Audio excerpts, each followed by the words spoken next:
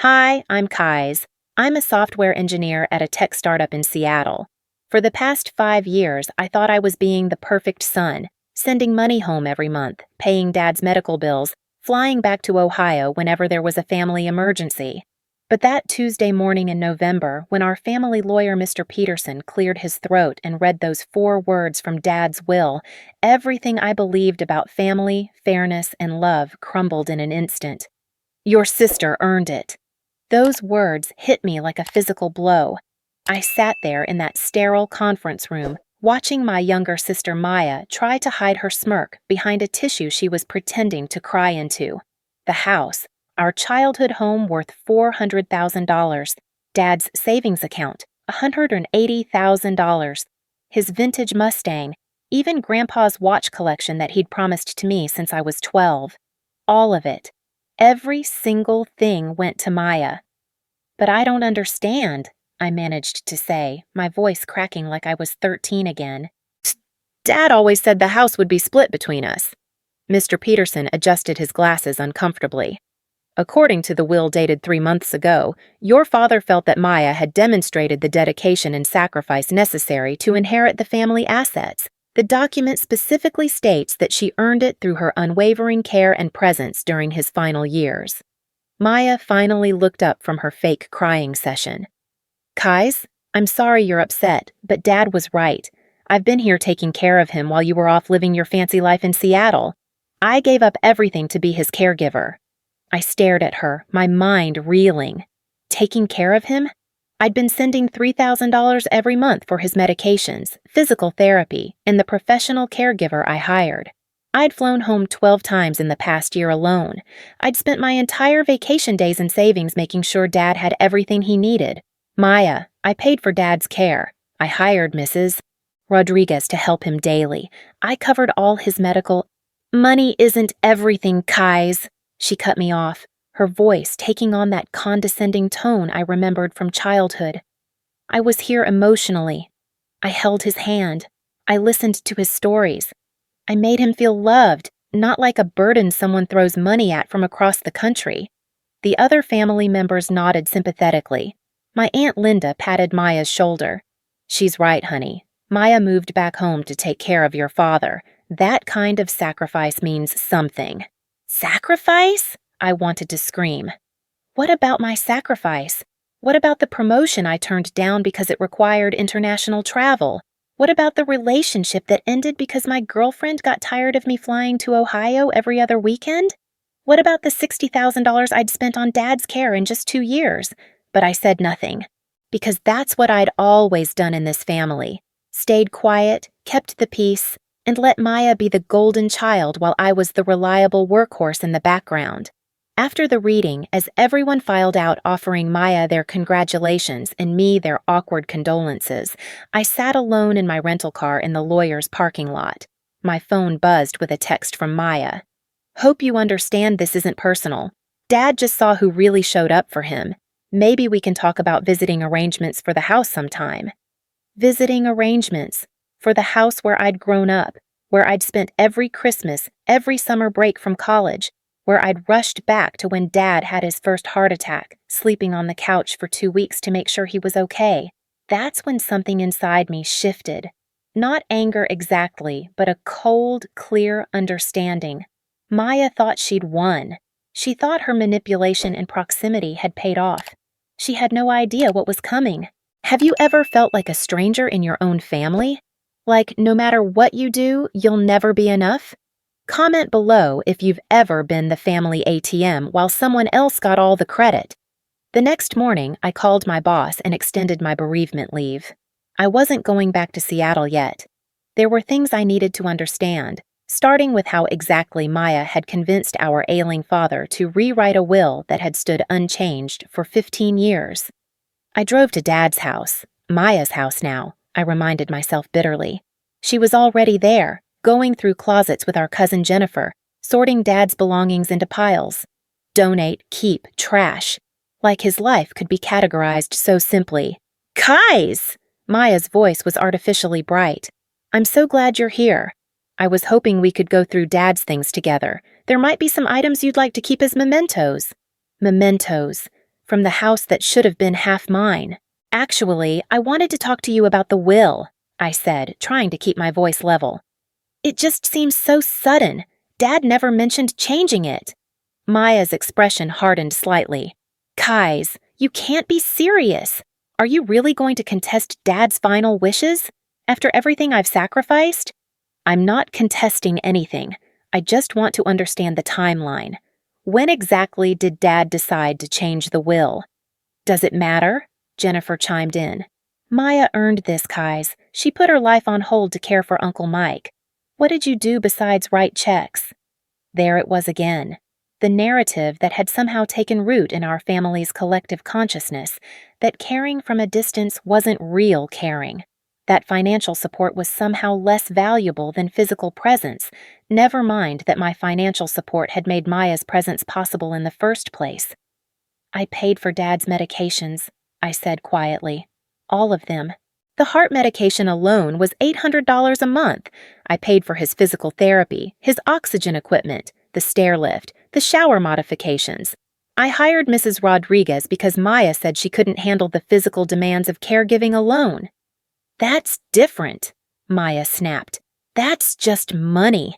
I gave him my time, my energy, my life. I moved back into my childhood bedroom at 32 years old. I gave up my apartment, my job, my independence. I was here when he was scared at night. I was here when he couldn't remember things. I was here. She was here. It was true. But as I looked around the house, I started noticing things that didn't quite add up. The mail pile on the kitchen counter had several overdue notices. The prescription bottles on Dad's nightstand were from 3 months ago, not recent. And Mrs. Rodriguez, the caregiver I'd been paying $150 a day for the past 2 years, was nowhere to be seen. Where's Mrs. Rodriguez? I asked. Maya and Jennifer exchanged a quick glance. Oh, we let her go about 6 months ago, Maya said casually. Dad didn't really need that level of care anymore. He was doing much better. 6 months ago? That meant I'd been paying for a caregiver who wasn't actually caring for Dad for half a year. That was over $27,000. Money that had supposedly been going to Dad's care but had actually been going… where exactly? Maya, if you let Mrs. Rodriguez go, why didn't you tell me? I could have stopped the payments. I mentioned it, she said defensively. In passing, I thought you knew. I pulled out my phone and scrolled through our text conversations from the past 6 months. No mention of Mrs. Rodriguez being let go. No mention of Dad's care needs changing. Just the usual updates about his doctor appointments and Maya's complaints about how exhausting caregiving was. I don't see any messages about this, I said, showing her my phone. Maya barely glanced at it. I probably forgot to text about it specifically. I was dealing with a lot, Kais. Every day was a struggle. As I wandered through the house while Maya and Jennifer continued their sorting, I found myself in Dad's study. His desk was covered with papers, and I couldn't help but notice several things that made my chest tighten. Bank statements showing large cash withdrawals, credit card bills that Dad couldn't have possibly accumulated living his simple, homebound lifestyle, and most tellingly, a handwritten note in Dad's shaky handwriting that said, "Ask Kay about property taxes." Property taxes. I'd been paying those too, automatically from my account. Had been for 3 years. Dad knew that. So why would he need to ask me about them? I was about to dig deeper when Maya appeared in the doorway. Finding everything okay? She asked, but her tone was sharp, suspicious. Just looking around, I said, casually sliding the note into my pocket. It's hard being in here without him. Maya's expression softened slightly. I know, I miss him too.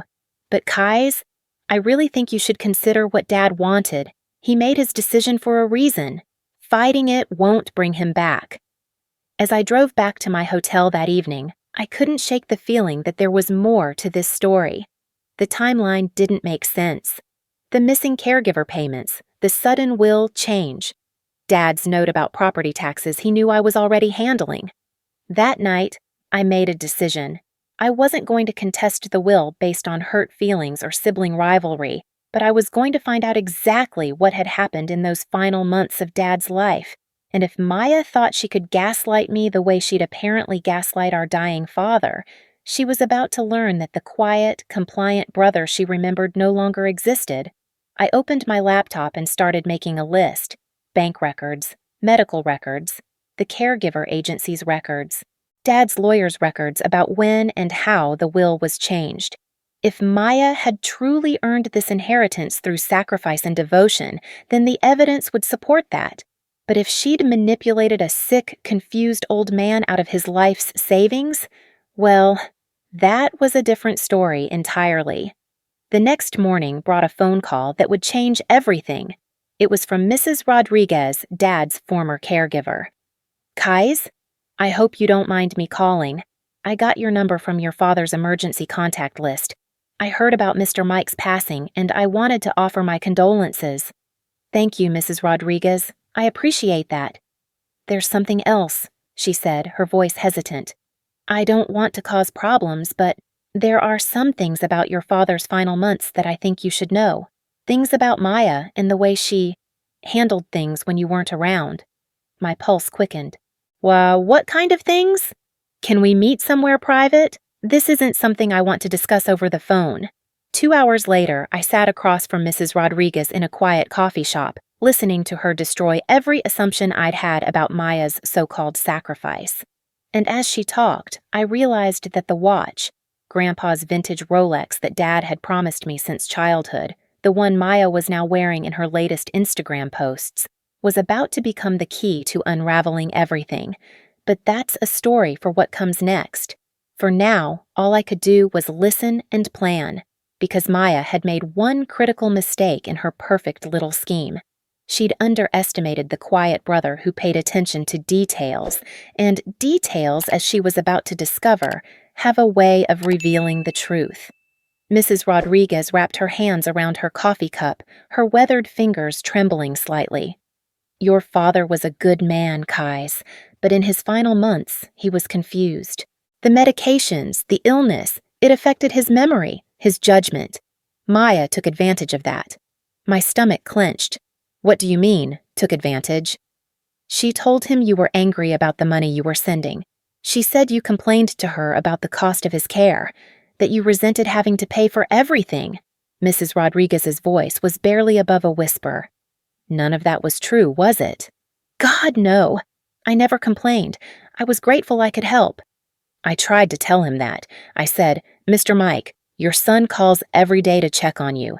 He flies here whenever you need him. He's a good boy.' But Maya, she had a way of twisting things." Mrs. Rodriguez pulled out her phone and showed me a series of text messages. "She told me to stop coming in January, but she kept asking me to send my timesheets as usual. She said you wanted documentation for insurance purposes. I thought it was strange, but—" I stared at the messages, my heart pounding. Maya had been collecting my payments for a caregiver who wasn't even working. For 6 months. That was nearly $30,000 she'd essentially stolen. "There's more," Mrs. Rodriguez continued. "The day before your father changed his will, Maya took him to the bank. He was having a bad day, couldn't remember what year it was, kept asking for your mother even though she's been gone for 8 years. But Maya told him they needed to fix some paperwork and that you had asked her to handle it. Do you have any proof of this?" She nodded grimly. "Bank security cameras. I know because my daughter works there as a teller.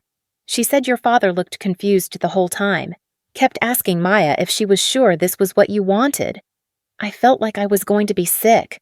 "Did she say anything else?"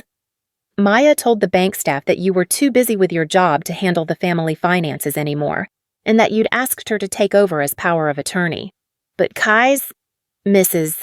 Rodriguez leaned forward, her eyes intense. "Your father kept that old pocket watch of his grandfather's on his nightstand. Every day, he'd tell me, 'This goes to Kais when I'm gone. He's just like his grandfather, works hard, takes care of family.' He said it so many times it was like a mantra." The watch, Grandpa's 1952 Rolex Oyster Perpetual that he'd bought with his first paycheck from the steel mill.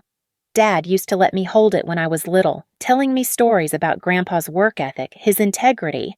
"This will be yours someday," he'd always said, "because you understand what it means to earn something."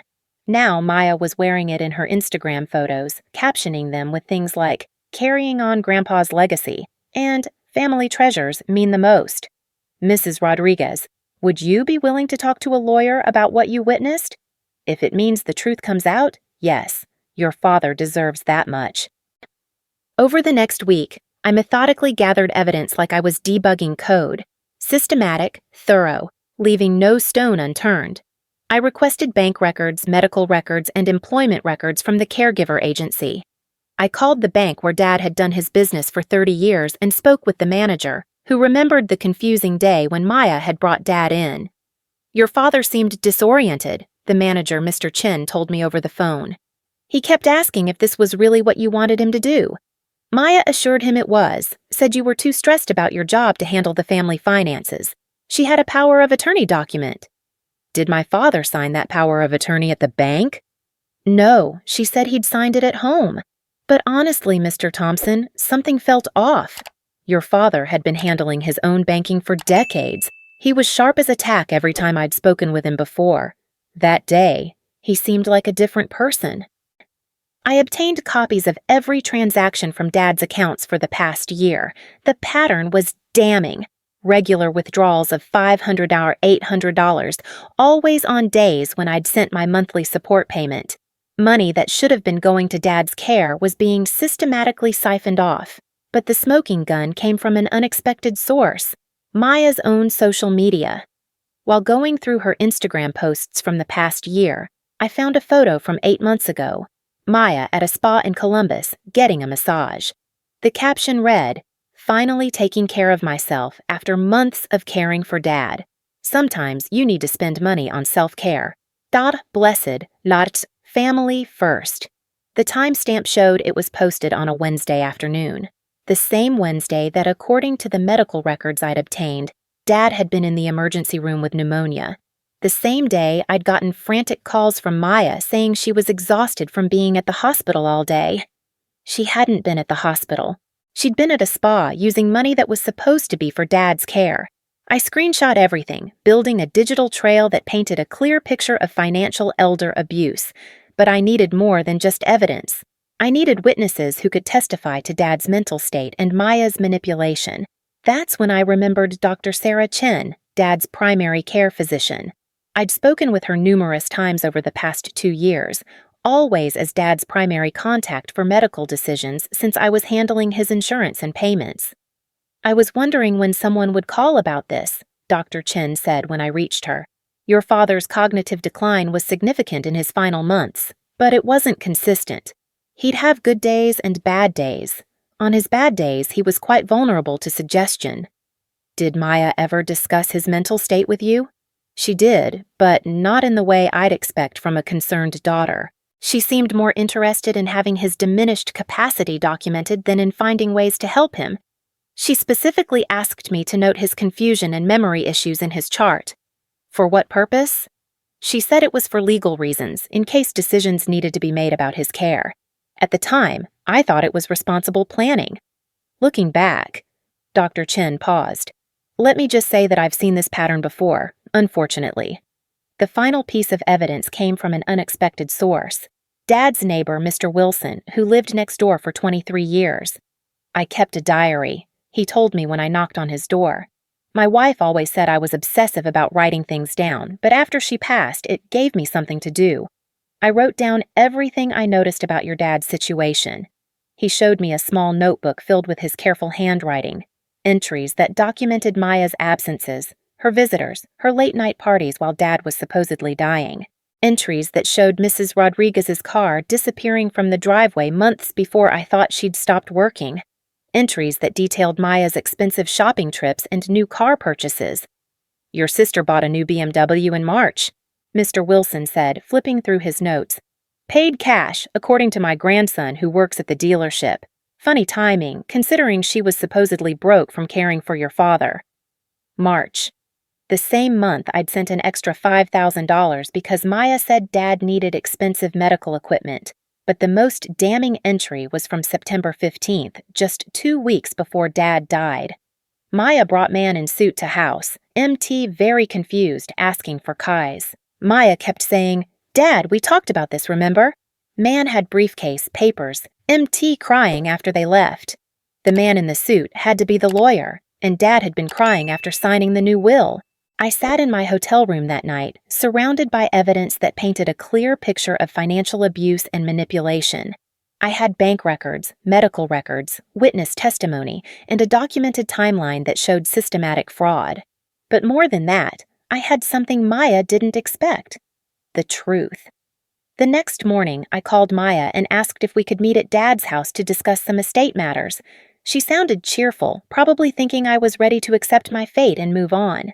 Of course, I'm actually having a little gathering tomorrow, just family and close friends, a celebration of Dad's life, but also a housewarming for me. You should come. It'll be good for everyone to see us getting along. A housewarming party. She was celebrating inheriting the house that should have been half mine, using money she'd stolen from our dying father. The audacity was breathtaking. I'll be there, I said. And Maya? I'll bring some things to share with everyone. Photos, documents, memories. I think Dad would want his story told properly. That sounds wonderful, Kais. I'm so glad you're being mature about this. Mature? As if accepting theft and fraud was the mature thing to do. I spent the day preparing my presentation like I was pitching to venture capitalists, except this time I wasn't selling an app, I was selling the truth. I printed bank statements, medical records, and Mrs. Rodriguez's testimony. I prepared a timeline that showed Maya's deception step by step, and I made sure I had Mrs. Rodriguez and Dr. Chin on standby for video calls, ready to tell their parts of the story. But first, I had one more stop to make. I drove to Grandpa's old steel mill, now a museum. The security guard, an elderly man named Frank who'd actually worked with Grandpa, recognized me immediately. Kais Thompson, you look just like your grandfather. How's your dad doing? He passed away last month, Frank. Frank's face fell. Oh, son, I'm so sorry. Mike was a good man, just like his father. Your grandfather would have been proud of how you took care of your dad. Actually, Frank, I wanted to ask you about Grandpa's watch. Dad always said it was going to be mine because I reminded him of Grandpa. Frank nodded enthusiastically. Oh yes, that old Rolex. Your grandfather bought that with his first paycheck here in 1952. He used to say, "This watch represents honest work and family loyalty. It goes to whoever understands those values." Your dad brought you here when you were maybe 10 years old, and your grandfather told everyone in the break room that watch was yours someday. Would you be willing to tell that story to my family tomorrow? Of course, son. Your grandfather was the most honest man I ever knew. If someone's trying to take what's rightfully yours, he'd want me to speak up.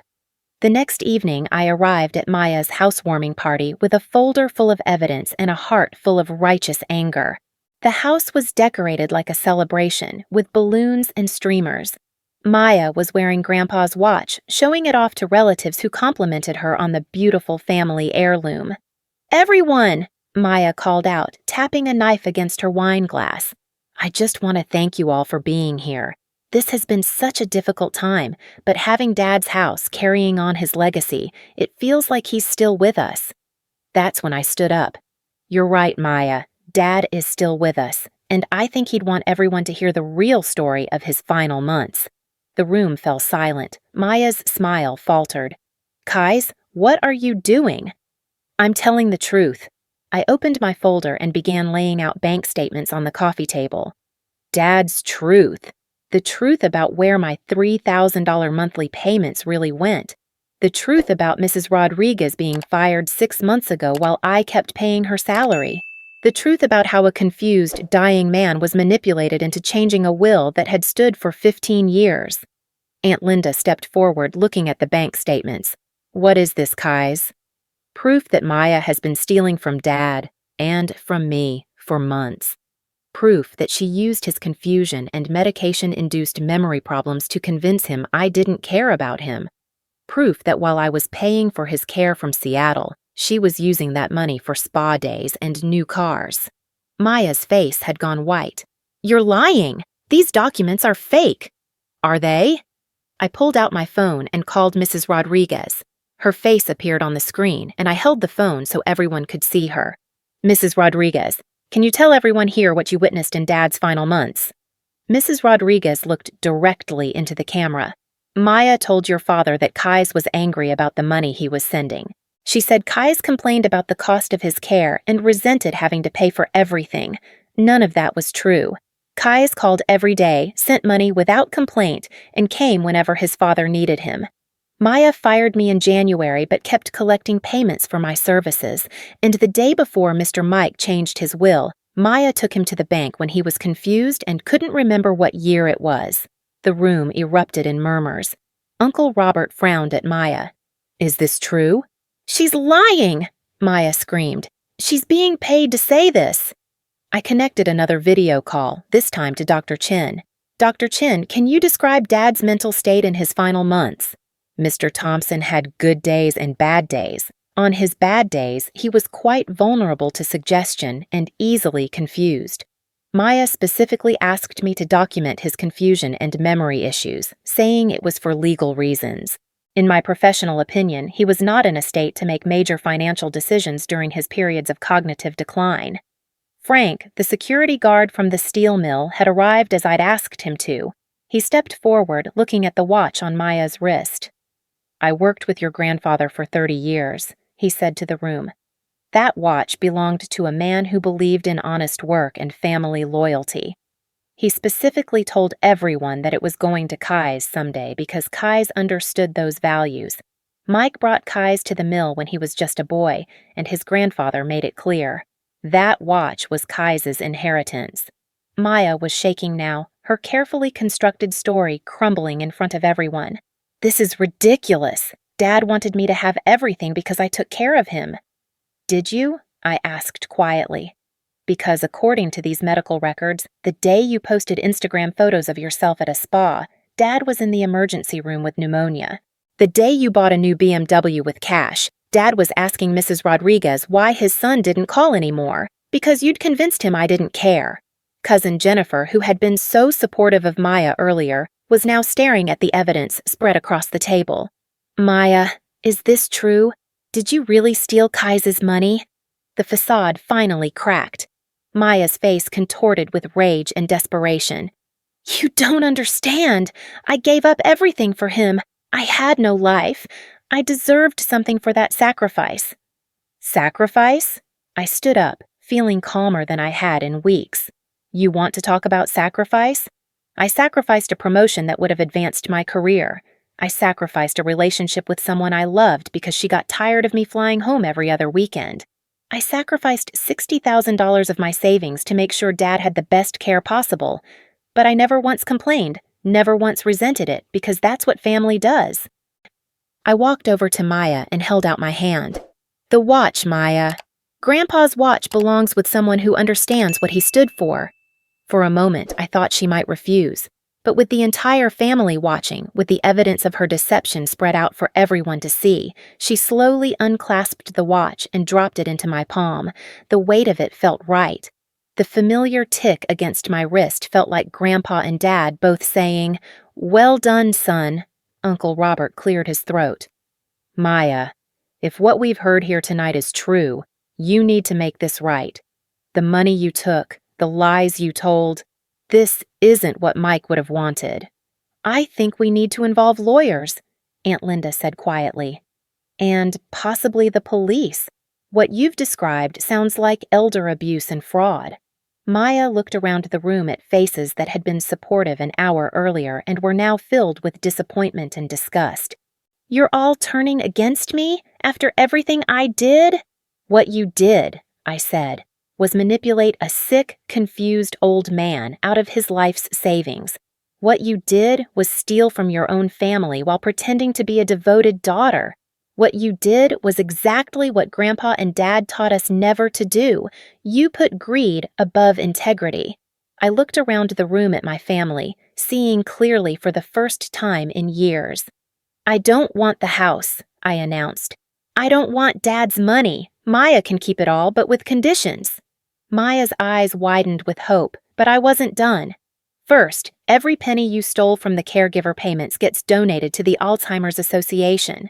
Second, you're going to pay for Mrs. Rodriguez to get the back pay she earned but never received. And third, you're going to write a letter to Dad's doctor, his lawyer, and anyone else you lied to admitting what you did. And if I don't, I held up the folder of evidence.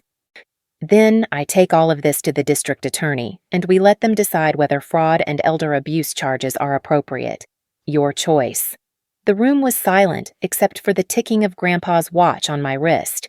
Maya stared at me, perhaps seeing for the first time that the compliant brother she'd manipulated our entire childhood was gone. I need time to think, she said finally.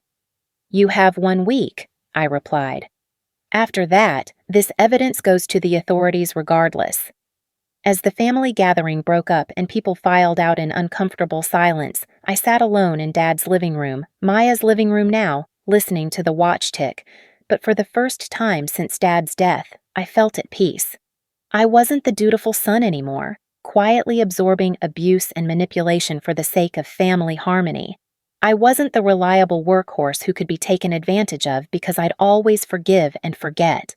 I was my grandfather's grandson, my father's son, someone who understood that real strength isn't about keeping quiet, it's about standing up for truth when it matters most. The watch on my wrist wasn't just a timepiece anymore. It was a reminder that integrity, like time itself, moves forward one honest moment at a time. And finally, after years of being silent, I had found my voice. Have you ever had to choose between family peace and standing up for what's right? Have you ever been gaslighted by someone you trusted? Share your story in the comments below. Sometimes we need to hear that we're not alone in these struggles and that choosing truth over comfort is always worth it. Because in the end, the people who truly love you will respect you for your honesty, not punish you for it. And the ones who punish you for telling the truth, well, they were never really on your side to begin with.